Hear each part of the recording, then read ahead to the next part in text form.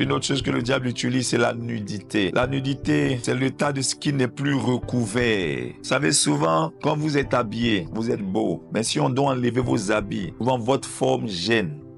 Souvent, la forme de tes pieds gêne. Heureusement que tu as un vêtement, ça cache un certain nombre de choses. Ça veut dire que lorsqu'on voit Jésus, on voit les marques des clous dans ses mains. Ça veut dire que s'il enlevait son habit, on enlève aussi les marques sur son dos. Ça veut dire que même quand Jésus est ressuscité, les marques n'ont pas disparu. Il arrive que souvent, les marques sont là, mais c'est l'habit qui couvre les marques. Mais il arrive aussi que Dieu permette qu'on t'enlève tes habits et tu te retrouves dans une phase de nudité, dans la réalité de ce que tu es. Et ça peut créer une forme de gêne, ça peut créer une forme de honte. Regardez l'histoire de ce grand Joseph. La Bible déclare que son père lui a cousu une tunique multicolore. Lorsqu'il était au milieu de ses frères, il était bien vêtu, il avait un beau vêtement. Ce vêtement-là faisait que quand il passe dans la rue, on disait « Waouh, cet enfant est beau, cet enfant-là est aimé de son père ». Lorsque ses frères l'ont vu venir, ils ont enlevé sa tunique et ils l'ont vendu. Il s'est retrouvé nu comme un esclave, méprisé. Le premier regard qu'on avait sur lui était un regard de mépris parce qu'on le voyait comme un esclave. Or, c'était un prince. Qu'est-ce qu'il identifiait comme prince dès le départ? C'était sa tenue. Peut-être que tu m'écoutes aujourd'hui et la gloire que tu avais, l'honneur que tu avais, la manière, l'image qu'on avait de toi, telle qu'on t'appréciait. Tu as l'impression qu'aujourd'hui, à cause d'un certain nombre de choses, les gens te déprécient, les gens te méprisent, on ne te regarde plus comme on te regardait avant. Tu as perdu un certain type d'honneur et aujourd'hui tu es dans une certaine forme de nudité. Les ornements que tu avais ont été enlevés. Écoute-moi, au milieu de cette nudité,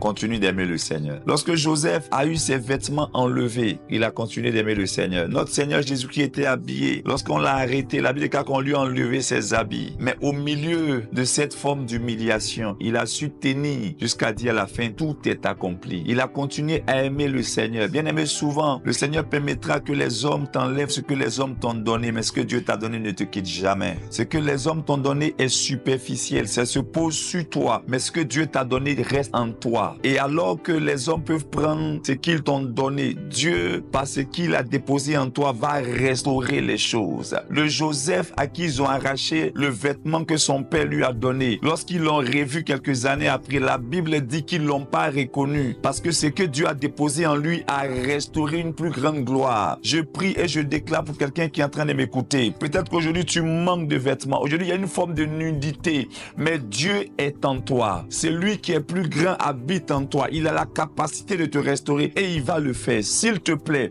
au milieu de ce qui s'appelle la nudité, continue d'aimer le Seigneur.